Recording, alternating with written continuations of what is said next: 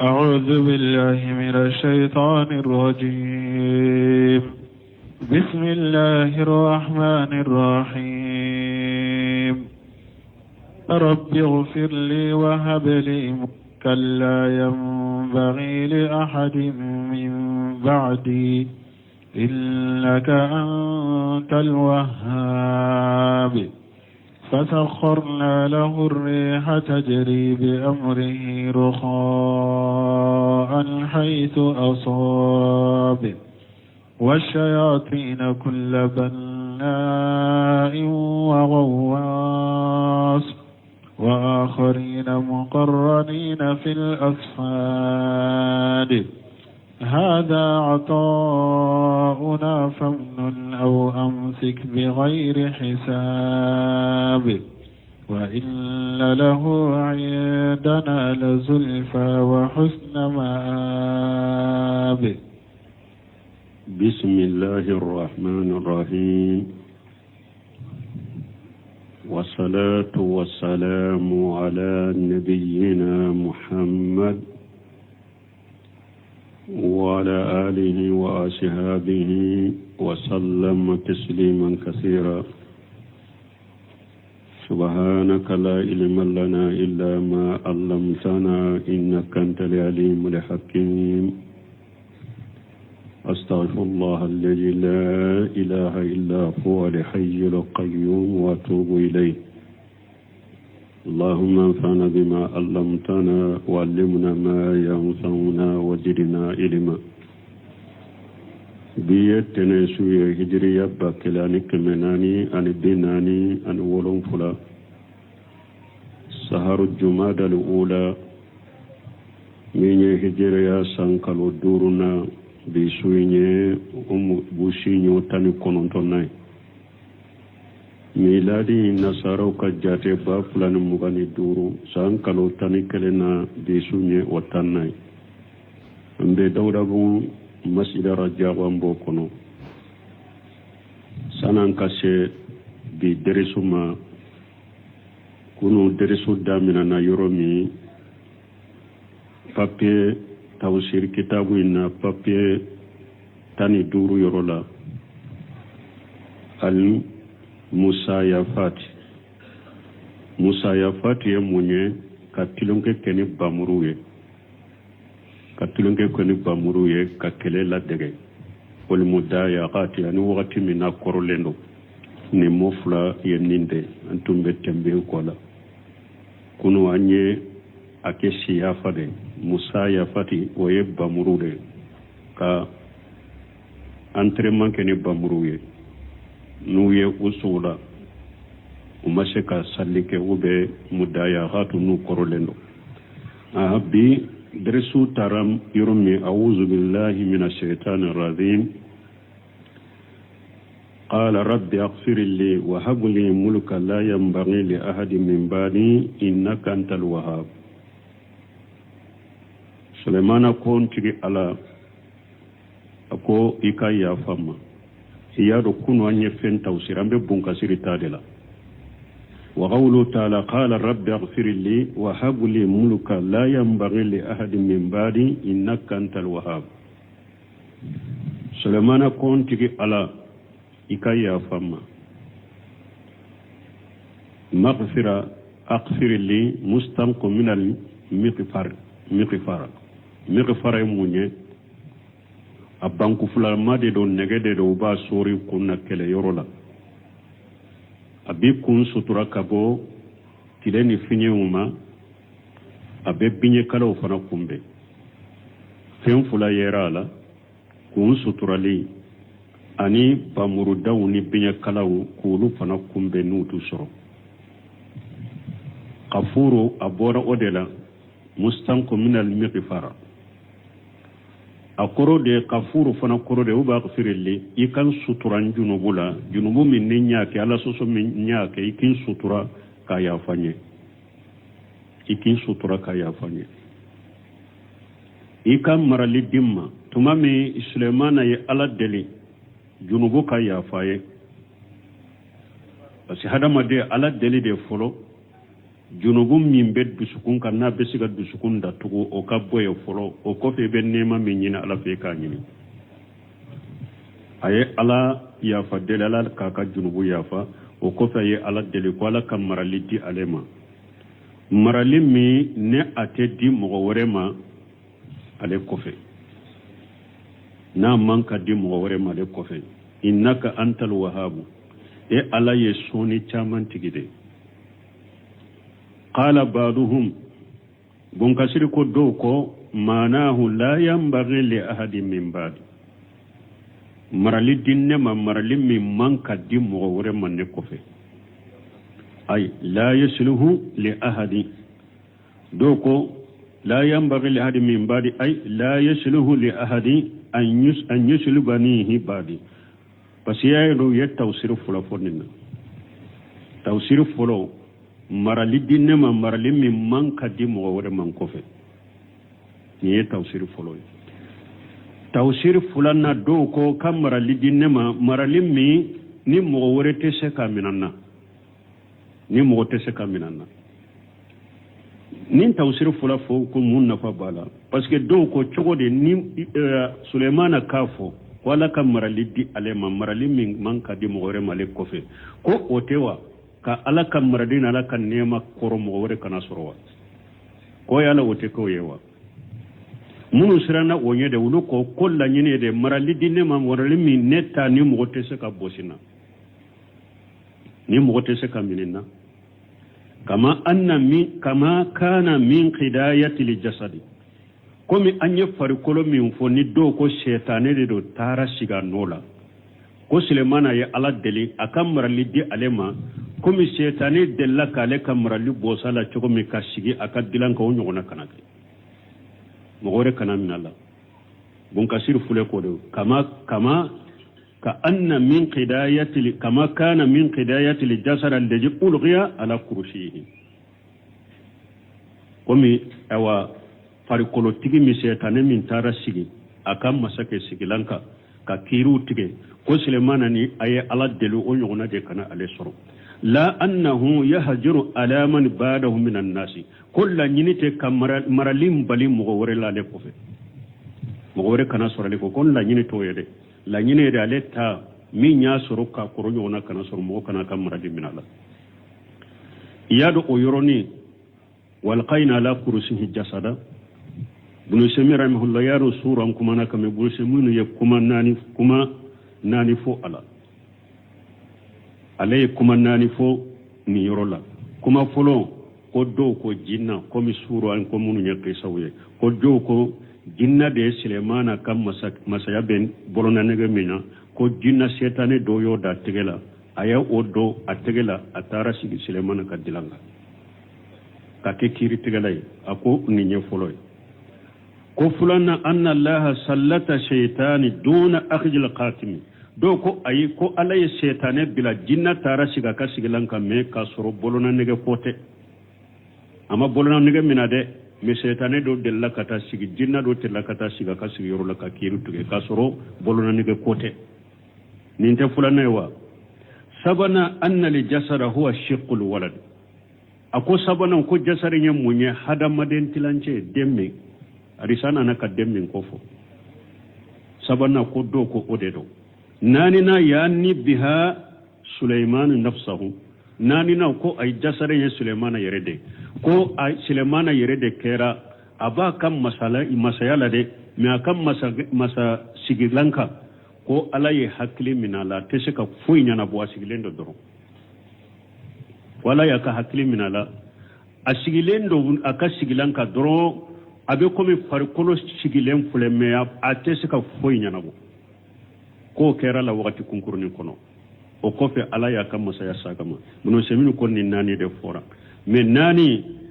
alebe sa ewa fulai alebe wulullah jinnata ko ye israiliyati de ewa de jinnauta ko ulutala den ko infana ko de inde do min nana hadisa kuna ko la fulendo ako koy ale ko koy fula ako kisai ko ambe fula inde sabati hari na kera fe min beta fula minye nun ko jinna de sigira ka sigilanka ani munun ko ayere sigilala ya ka hakili mina la watu kunkurunu kono atesi ka foyi nyanabu afar kurama sigilen fule le siminu ko hari ni munun betta akon nin fula munun ko jinna de sigira sigilanka ani munun ko ayere de do ako munun bese ka mina dono o nununde me ale ko minye bolona lege mina amasoma ako ko ni qisay bo munun ko fana ko deinde do jasara inde do ako fana la fulendo ale ko ni hari na beke min beta fulay jinna min sigira ka sigilanga ube ayere donc ale yo fo aka kitabu kono tafsir suratu sad aka tafsir kitabu kono o tumami bun kasir yen fo ko dow yen fo ko ikam marali dinne ma marali min ni mugo wore tese ka bosinna wa shahihu bun kasir ko min ka kene annahu sala min allah ta'ala muruka akom min sahalendo Sulaimana ya ala deli marali dela la yakunu li ahadin min ba'dihi min al-basari misluhu marali min na nyogona teke di hadama demma ko fe akode ka kene Sulaimana yode nyini kam marali nyini ala fe marali min tedi mugo worema ewa ale nyogona hadama demma le ko fe wa haja huwa jahiru shiyaq min al-ayat ako aya samali jahiru beninde iranna وبذلك وردت الأحاديث الصحيحة أو أكو حديث سهلون نانو لفنا أن أبي هريرة رضي الله عنه أن النبي صلى الله عليه وسلم كارثة من أبي هريرة ملكة جيكابوا ما كنا بني ملكة تنونا كسباك قال إن إفريتا من الجن ko ciiden ko jinnan ka ewa ifritu e munne jinnan ka fangatigi jinna jugu jinnan ka mo jugu tafalatan alayya albarihatu suro ayed daji tunna aw kalimata nahwiha ube ciiden ya kuma fo kuma min benninya ko min ni nyogona liyaqta alayya salata anana ka daji tunna puru kinka sallitige mbolo famukanani Allah tabaraka wa taala ala ya la shama minhu taala minhu ala yenel la shama nyasoro wararitun an rabbitahu ila sariyati min shiwar almasjid kiren ko le yalla nyini ka shaytani ka shiri mishirin ka pion dola hatta tusbihu wa tanzuru ilayhi kullukum foddugo kaje abbekaye nin jiginan kono anana ko abin ka salliti gambolo ala yella shama nyamina a jiginan kono ka shiri misiri ka pe dola foddugo kaje abbeka laje fajakartu qawla aqi sulaiman alayhi salam ne hakili jigina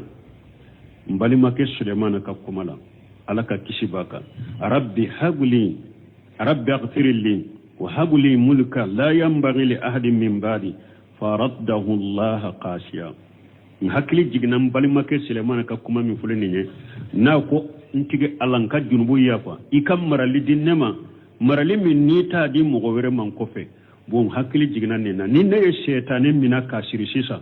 ye Sulaimana ta nyonake ori ato nyabila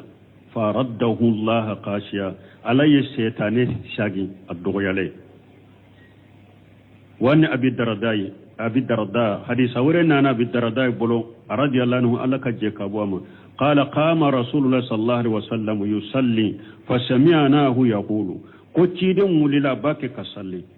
anya me cide na bake kafo a'udhu billahi minka alakin kishima summa qala ko fe ciden ko ali anuka bilanatillahi bi dangani alaka dangai salasa sinya saba ciden jora sallida adonna sallila nyame ako a'udhu billahi minka ali anuka bilanatillahi ali anuka bilanatillahi ali anuka bilanatillahi sinya saba وبسط يده كأنه يتناول شيئا كيدن يبولو سما كاكي كما بفين دومينا ولما فرغ من الصلاة تمام كيدن بني سللا قلنا يا رسول الله أنكو على كيدن سمعناك تقول في الصلاة شيئا لم نسمعك تقوله قبل ذلك أكو كيدن أن يفهم دوميلا نئلا إبافو سللا ninye imadeli ko meila de waraynaka basasta yaddaka anyi fanayi kabolo sama qala sallallahu alaihi wasallam alaka ciden ko laka tanuna kishibaka ko inna adu wallahi iblisa ako ala juhu iblisa ja bi shihabi minan nari anyi tasuma mono dore nana matasuma menene liyajalahu fi waji ko abo kenyela wa qultu a'udhu billahi minka salasa marrati ko ma be ala tanganyina ala kinkisi toromo sinya saba summa qultu o ko fenko ali anuka billahi llahi tammati awan bi dangani ala ka dangar da falanye fana fala mustaqir salasa marrati ama bokofe nyen nim fo sinya saba ma bokofe summa araditu ani aqujahu o kofe nyalla nyinin kamina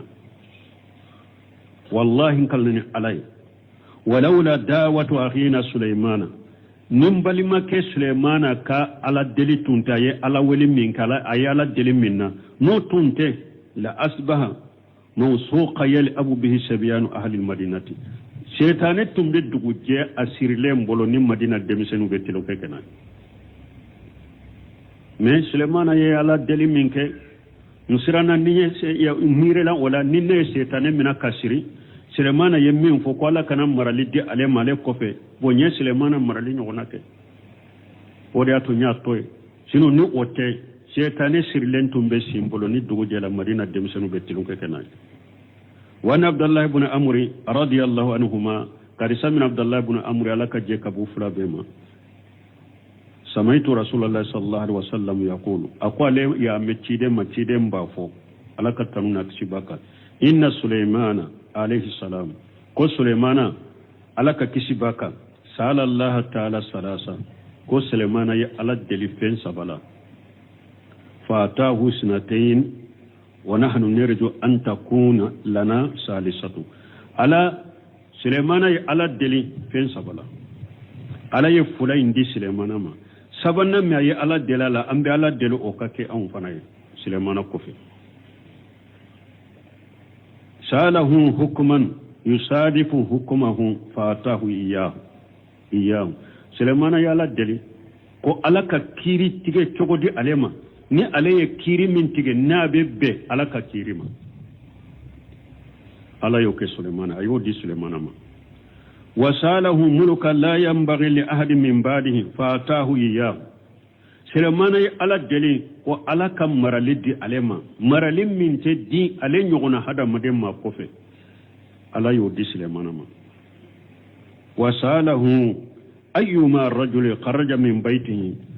Sulemana ala deli koni mugo bora aka sokono la yuridu illa salata fi haja al masjid na te fu illa nyini fokata salli ciden kam misirinde kono kharaja min qatiyatihi ka yawmi waladatu ummu atigi bora ka junubula kome abaya wolo domi Sulemana yala dele ko ala kan dinke ciden kam mantonye ni mugo min bora ka sokono foy mi la boy ka du kono fo e bokku nyede mbeta salli ciden kam misiri de kono Sulemana ala dele ko ni sallira ciden kam misiri kono nin kanka ikana sage abra fola ki ka junube ya faye komi ikbayi wolo chokomi fanahnu narju an yakuna Allah azza wa jalla qad atana iyaha ciden ko ambe ala deli amba jigi ala fe Sulemana ye min deli ala fete amba jigi ala fe ala yo dama amba jigi ala fe ala yo di amma ni hadisa hamara sakri yere ya Allah saha hadisa ndo kunya munye tusuru munun ko Sulemana ma ala deli ka fo ala kamarali di ale ma marali min te di anle nyuguna hada madena ko fe ko la nyiri toye bun kasiri ni hadisa unnati ko de sabati ko Sulemana ya ode nyine ko de sahaleno hadisa nunun na kunyo ode wa qawluhu nako fasaqarna lahu iriha tajri bi amrihi urqa ala ko alaye finye ayo kolo Sulemana finye imbe boli ni nogoyaye kata yoro la yoro min Sulemana yakano akatai qala al-Hasan al-Basri rahimahullah lamma aqara Sulaiman alayhi salam al-Hasan al-Basri ko ko tuma mi suleymana ye so nunun faga lamma aqara suleyman alayhi salam alqayla qadaban lillahi azza wa jalla tuma mi suleymana ye so nunun faga kadimi alay ko ya le sugula fo nyina la sara salliko awadahu allah ta'ala ma huwa khairu minha wa asraw ri alay fi nunun alay so nunun fale suleymana ye fenye femmin kausa soye min kateli soye waye jumay finye allati quduha saharu wa rawawha saharu finye min ni asghumada tama bebbe so kalo tama dema awula fila tama bebbe so ka kalo tama dema abe komi so sghuma tama na wula fila tama finye asghuma tama dro ana wula fila tama o bebbe so telema kalo fula dema akalo fula tama dema hayso asaba hayso arada min albilad mana finye imbe bolinin nogoyaye kata yorola suleymana ba fe finye kata yoromi akata o yorola aya wure ko irihi asifatu irway wure ko finye mi na chili ka gele don kaba ko be faranyo kon ka chogodi yanko uruha yoro wure ala ko finye mi na chili ka gele don kaba yo faranyo kon ka uko aha finye tun kateli a chilila akateli me mankanta ko fe e wateliya min do teliya min ni noyado finye kateli de me teliya min do tusuro ani noyade be nyogon fe uko sulemana na ba fe kata yoromi ko abe dilando de fense no semino bo fo ka tafsir la abe dilando de fense ale yere bena sigaka ana abafi ani mugo ka voyage ana ka minan u besigi mina ewa dilayinka finya be do akoro kata kapalu yesanne duguci finya be bolinyo kata sanfe ewa finya inchile ka gele mana finya ka teli kojugo mana ka teliya u fula ka de uruha akan no kata utella magalla magayre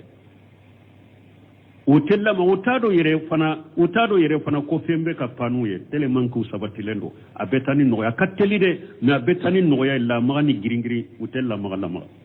uruha kuroninde alaman ninke hadam maden siye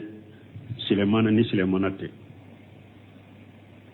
no semu yofo nebi nyuma site ambe mindo ko ala yenin nyoko nakai ni sulemanate tawa haiso asaba ni ulbe bon numam ndelfe banyan fande ni ewa sulemana ko ewa finyema ewa ambeta kene gam fande fe abatile kene gam fanno nu be tile bon yoro de la woni sulemana ko ewa finyema tile binyoron ambeta ede finye tele ewa itile tile binyoro de la abetile tile binyoro de la obeta ni bo abetile binde fe na ko ambeta koronde la ha finye ta koronde la finye betile koronde la ni sulemana kala nyine de finye kata dugumi na dora nu beta o yoro de la ala yo kai akatele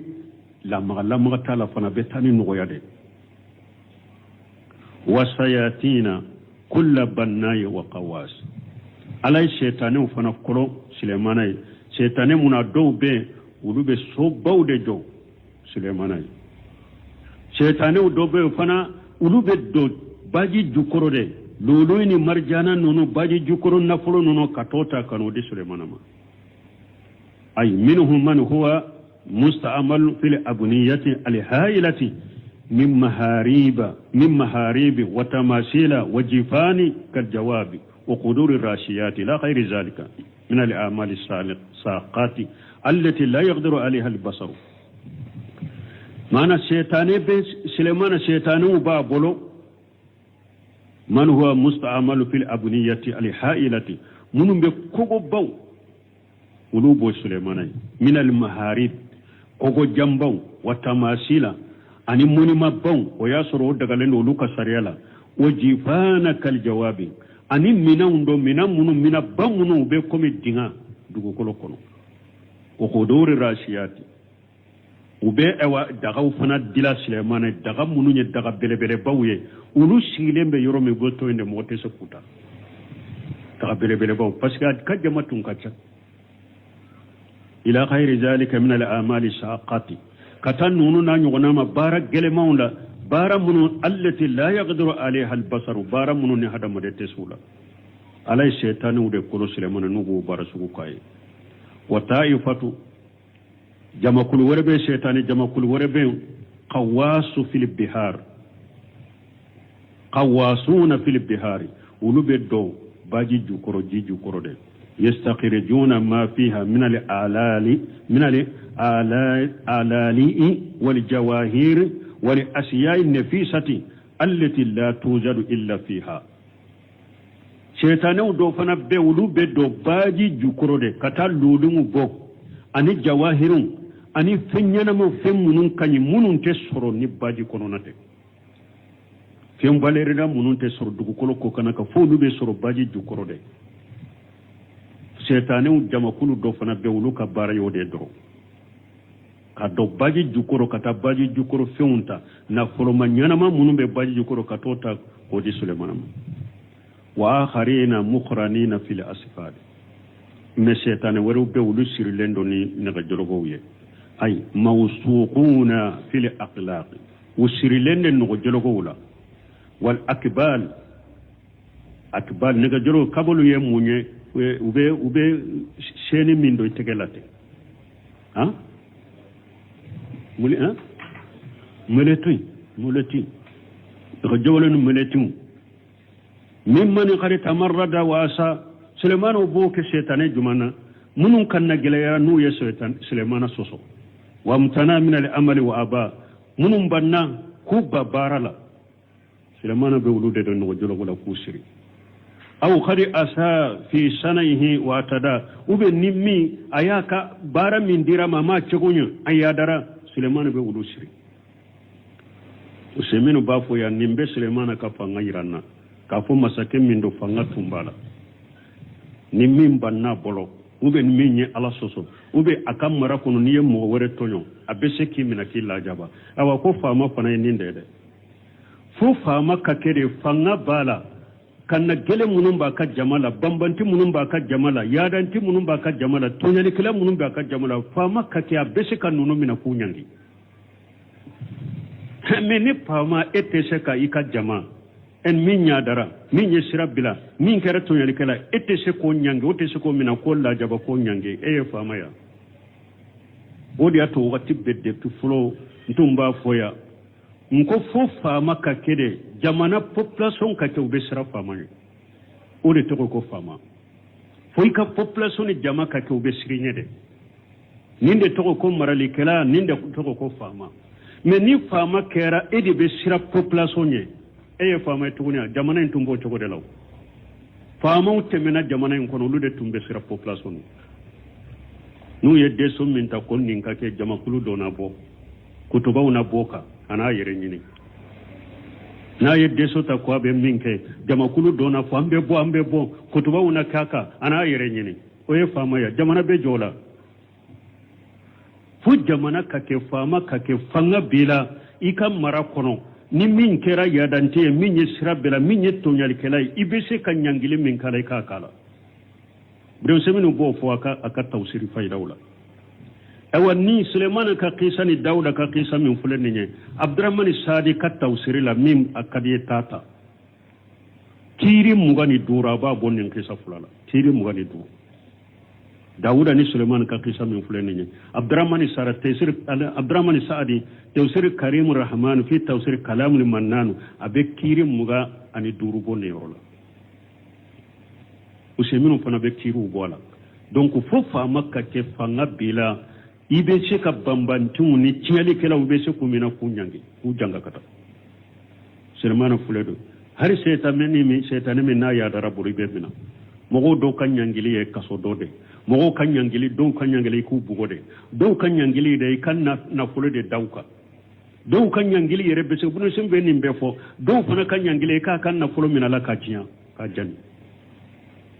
akun nim bebe sariya laika fama ka nyangili ka ni nimbe don kan nyangili yere beke fagali ka faga misali na munun be mugo faga ko tugu ka mugo faga ulu kan nyangili kan ka faga de munum be nani dorogu ye jamana kono munum be nani dolow ye jamana kono ka hadamadon ka hadamadenya cinya ku ka dina cinya goro nunun kan ka fagade saudiya nu yusuru dorogu la bi fa ube ka dolon na to ka jamana la ni menana le wufa ube aya de kalika إنما جزاء الذين يحاربون الله ورسوله ويسعون في الأرض فسادا يقتلوا kata aya laba ala ko mo munum be ala kele ka ciden kele ka ala ka dina kele ka ciden ka dina kele nu be tinyali gense dugu koloka na yusura yufa uba ku senu bolo tige ku ufongo nonya donc fo fama de katanka sirunye wode ala ka sariya de ni fama ko ni population te sirinya jamate sirinya fanga tilaw fama tiye te siga jamana mara jamana tumbo chogodela famawna nani bawna nani fawna nani kutubawla irijo sosola balube ni mboja famaw tara bugo fo ka pale lanka jamana ngor ko malien be fen kalama ko malien de do ko doni de be ya ko dina jamana de malien ni dina jamana ye malien fama be ta bugo fo pale na alaka hakili di jamana dewma ka dina famu de duma ka qur'ana famu duma ka sunna famu duma sunan tumbe to mi to nyuma tere wo fama ka ke fanga kila adilla de fulene ni aha wa qawluhu ajja wa jalla ni ala ko masamin ka bakoro talelo haja atauna famunin aw amsik bi ghairi hisab ay haja alladhi atainaka ala ko sulaimana ma min fulene ni ne ala ya dima min al mulki tam wa sultan al kamil kama salitana mfule kam marali dafalen bindimate kama masaya dafalen bindimate komi indela la chogomi fatiman shita wa harimi man shita la hisaba lega nema min fule bolo min kadi aso min kadi akumantiya korosiliti kala ay mahma falita fa huwa jaidu laka ya ke chogo dagariya yemi ya mugo sola dagariya ya mugo kumantala dagariya ya fengo fenke ni nema la dagariya hukumu bima sita fa huwa sawabu kiri tige chogo min yijiya wada sawaba wa qad sabata fi sahihaini asabati rabbani muslimu kono anna rasulullah sallallahu alaihi wasallam ko alaka cira alaka tanuna kishibaka lamma quyira bayna an yakuna abda rasula wa huwa alladhi yaf'alu ma yu'maru bihi wa inma huwa qashim yaqsimu bayna an-nas tumami ala yeciden bila kaswala ko fulani ngonje akonna kadiye ni nabi nyuma ewa an yakuna abda rasul na kare ni ba fe kake alaka jonye alaka nabi nyuma alaka jola kan najuma ye duma alaka jon alaka cide ni ode kadiye mbike oye mugo juma eyede ebe tembe keni alaka nyamaru kande ewa wa huwa khashimu yaqsimu bayna an-nas ade eye tilali kala de mugo ni nyogon ce dron me dili be bo ala de fe me abe ede nyamari ka tila mugo ni nyogon ce kama amarahu Allah ta'ala bihi ebe fentila mugo ni nyogon ce de komi ala yi nyamara ni chogomi ni nyekele ayala cide mbele kaswala na kadiyen kiken jonye nka cide me ibe fengo fenke ite fenke ni yere kanya maru kanya de iba beke ni kanya maru kande ibe fengo fen fana tila mugo ni nyogonche iba tila ni kanya maru kande kele wa bayna an yakuna nabiyan malka yuti man yasau yamnu man yasau yamnu man yasau bila hisab a ube na kadiye fana nike nabi nyuma maralikelaye min kadiye ina so min bandi min kadiye ina kumantiya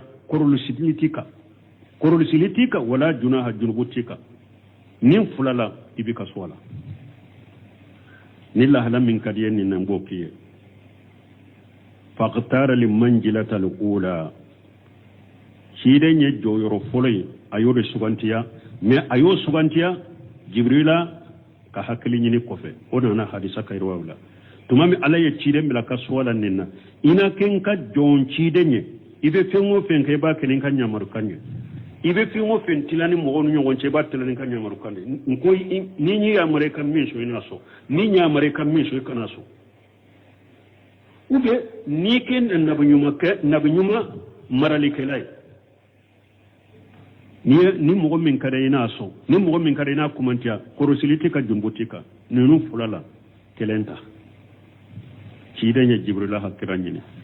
kon kan ka jumanta jibrila e cidenya mari aka folo inta jon nabi nyuma jon cide akodeta jon cide odeta لأنها أرفع قدرها عند الله عز وجل وآل منجلة في المعالي parce كاكي على كجون تشيدي ودي درجة كبو على في ودي جو يورو فنا كبو ودي جو يورو كروتا لندو ساجي دو قياما فنو دي جو يورو كبو وإن كانت المنجلة ثانية وهي النبوة ما لملك عظيمة أيضا في الدنيا والآخرة هل إنها يسر فنا ka fo joyoro fulana in fana ka ken nabi nyumai ka fara maralibaka aida fi duna wal akhirati mana jiya ibe ke jo ewa maralikalan maralibabe dima la gara fana ibe joyoro soro hari na ya soro nabi nyuma masakila mabenin fana la wali haja lamma jakara tabaraka wa taala mana kai rabbun kasir ya munyira mana cidenya joyoro min to de daraja ka bola fe arjanna kono ore ewa arjanna sokoro talendo ko sobe hari na ya soro fana nabi nyuma min kera nabi nyuma marali kera hari na ya soro daraja koro talembo fana jiyani lakara men ni doinde kabonai wali haja ninde koso lamma jakara tabaraka wa taala ma ata sulaiman alayhi salam fi dunya nabaha taala ala annahu ju hajjin ajimi inda allah yawm al-qiyamati aida ninde koso tumami alaye ewa ankibariya yafo aye marali bammi ndi Suleimana ma jiya kono tumami alaye ofanye ewa anana a hakili jigi fana ewa ko ewa minye lagara fana ko Suleimana ko aka ni yoro fana kabo lagara fana odi ato yufula befo parce que nyew fo tawsiri damina ala yenni nema min ke Sulemana mo kana mire ko Sulemana nun ta duru majja kono ay ala yenni marali bandi Sulemana majja kono kanin jo yoro bandi Sulemana majja kono awalla gara fana jo yoro baba ya lafe wa qala ta'ala ko wa inna lahu indana la junafa wa husna ma'abi awa ako Sulemana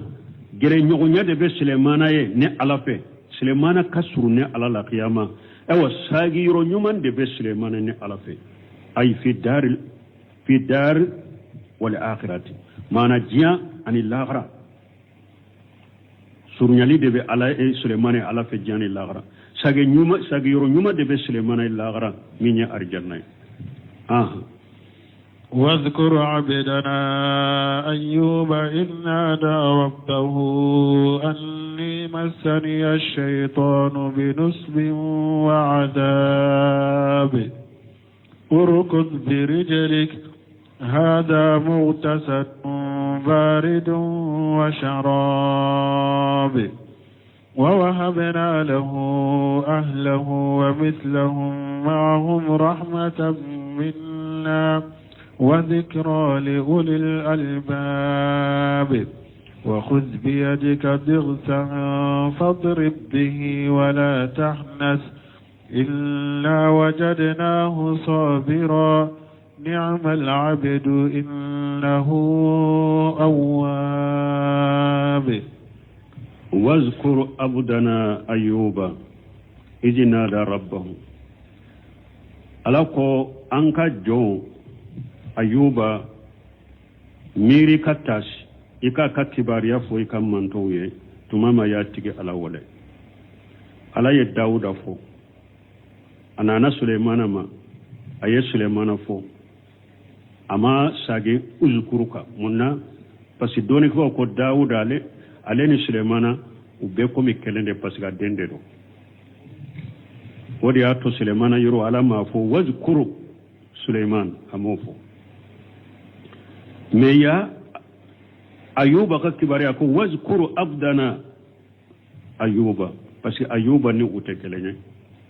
o ya kaddamana cide na kaddamana nabi nyumay wazkuru abdana ayuba anka jo ayuba ka kibariya fo iji nada rabbahu tuma ma ya tigi ala wale anyo fo wakati tasoro biire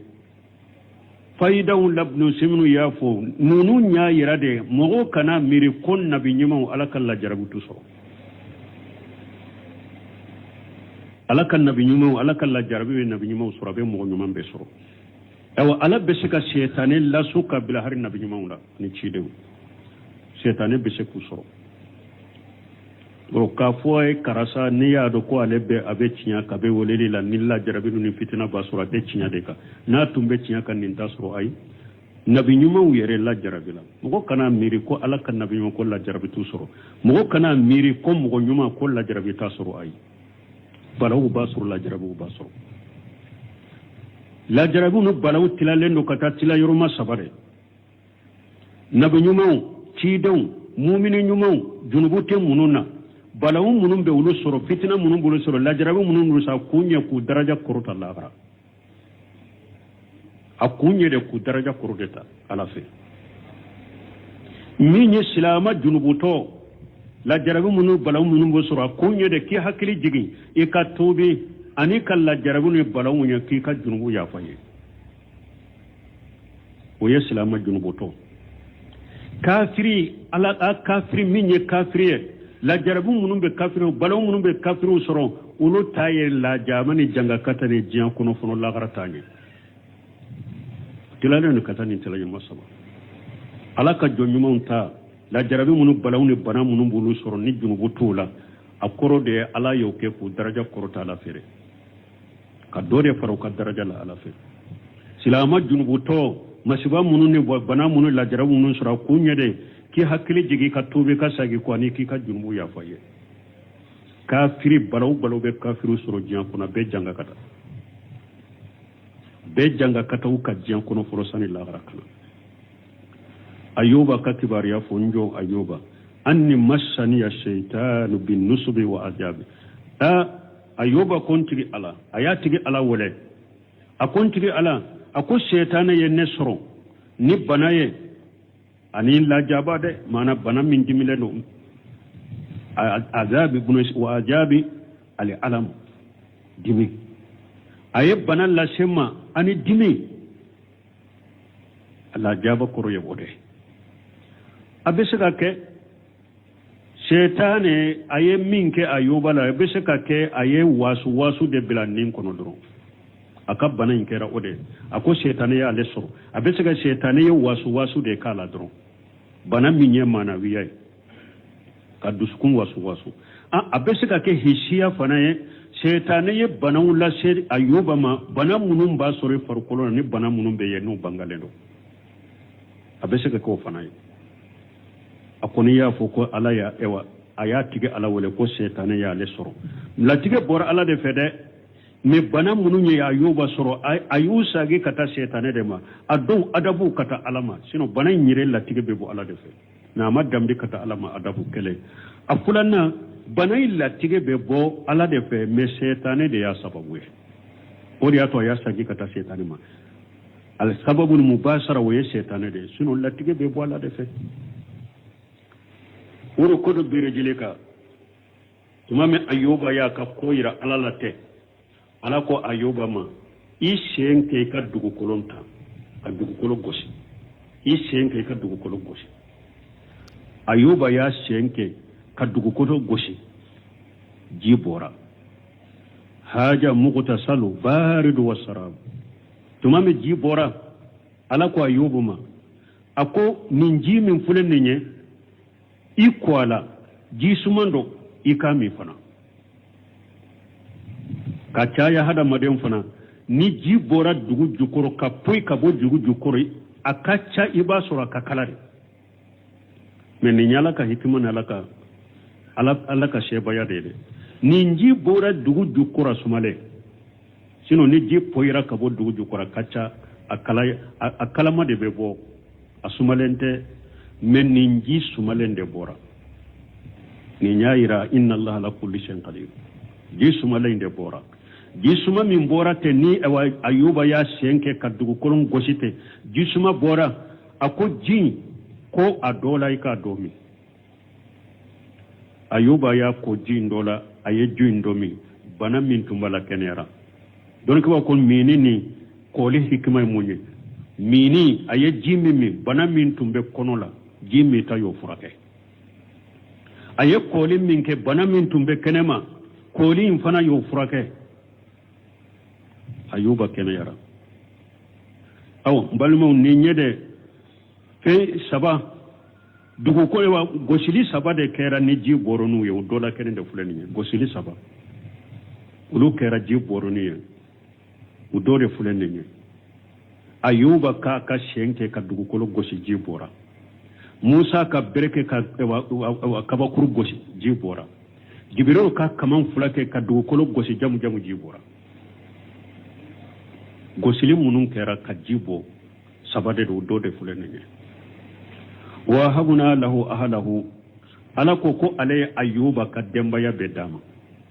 wa mislahum ma hum ani dembaya nyogona kafaraka do ba fo ko tumami ayuba banana ko aka dembaya besara ko dembaya besara ko ayuba kelende tora ka dembaya besara ko tumami ala ya keneya ala ya ka dembaya nyanama yaye bune mesemino ko sadi ko ma fo aya wulade janko na ina fo la yu nyanama o te kuma sahala nyede ko ala yu e waka dembaya ko aye aka dembaya dama ku nyogona fana nyanama ya ko duma ako ala ma fo qur'ana kuno ere ko aka dembaya sara sali ko ma fo yere fo janko ina nyanama li ko fo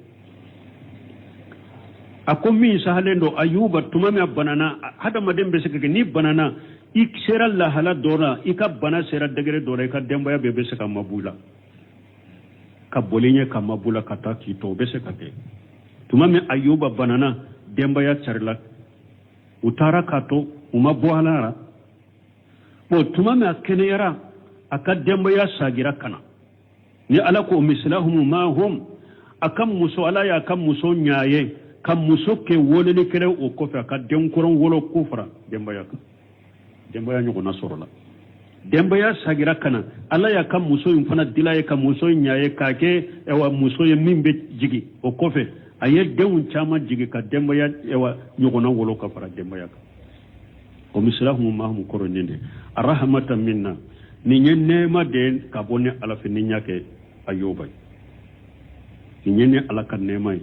ni nyake ayuba wa jikra li ulul albab ani ni nya hakili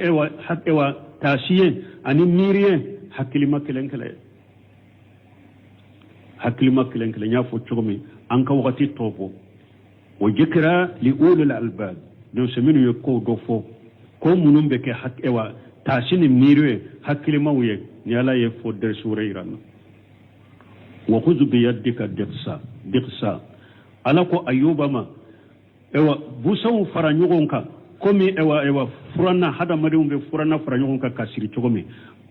busa keme nyogona faranyogonka o chogola kusiri kumina itegela fadribu bihi ika bugoli kenai wala tahnis ika ite junubu soreka kalela ko tumami ayuba kam muso anko uko akademba ya mabolala haraka muso fana mabora daw ewa ayuba la kataka ayuba to okele ayuba ko adiminana ko ayuba kalila ka fu ni ala ye ne kenya mbi bugo busanya kene ko kalena ko ba ka muso bugo busanya keme tumama kene yara muso inana bo busanya keme ko ibo bo muso la kelenkele fo keme ka dafa o ka gele de ala ye boda dama ni yoro fana kan no ya kai ko ka busanya keme fara nyogon ka gosina sinya kele oya aka kalili banne junubu tala tuguni o tawsiri kalaw de ko muso de sino ala ko ni ko yebugoli de fo min ka bugona yala mo fanya de fa diribu bi bugoli kenaye me yeskala ko muso bugo me tawsiri kalaw de ye muso yimfo sino ala ko ni ko bugoli kenaye de ite junubu sore ka kalilela inna wajarinahu sabira ne alaye ayuba soro sabali bagay sabali kalite sabayimbe sabura ala tatillah wa sabura ma shatillah wa sabura ala aqdarillah mulima sabali nin kalite sabale ka sabali ka alabato ka sabali ka ala kutay ka toy ki sabali ala kala tige diminen koro ayuba ala ye ayuba soro nimbeye anya soro sabali bagay niamale abudu ayuba ye jonyuma de ye innahu awwabu ayuba ye mogoye aba yere sagi kanane ala makachaya yere sagi bagacha aka yere sagi kata alama o kacha kosobe isallam balimo nan kwankan ni tele antenne paso amba joya ni alay dress wure iranna parce que ni kisa munu fuleni nye ewa faida bade be nununa anye ante se ka nunun tele nu ka faida beta kanto ambe ala dele ala ka dress wure iranna subhanaka allahumma rabbuna bihamdika ashhadu an la ilaha illa anta astaghfiruka wa atubu ilayk suratu sad aya 72 أعوذ بالله من الشيطان الرجيم بسم الله الرحمن الرحيم رب اغفر لي وهب لي ملكا لا ينبغي لأحد من بعدي إنك أنت الوهاب فسخرنا له الريح تجري بأمره رخاء حيث أصاب والشياطين كل بناء وغواص وآخرين مقرنين في الأصفاد هذا عطاؤنا فامنن أو أمسك بغير حساب وإن له عندنا لزلفى وحسن مآب بسم الله الرحمن الرحيم والصلاة والسلام على نبينا محمد وعلى آله وأصحابه وسلم تسليما كثيرا سبحانك لا علم لنا إلا ما علمتنا إنك أنت العليم الحكيم أستغفر الله الذي لا إله إلا هو الحي القيوم وأتوب إليه اللهم انفعنا بما علمتنا وعلمنا ما ينفعنا وزدنا علما بيتنا سوية هجرية باكلاني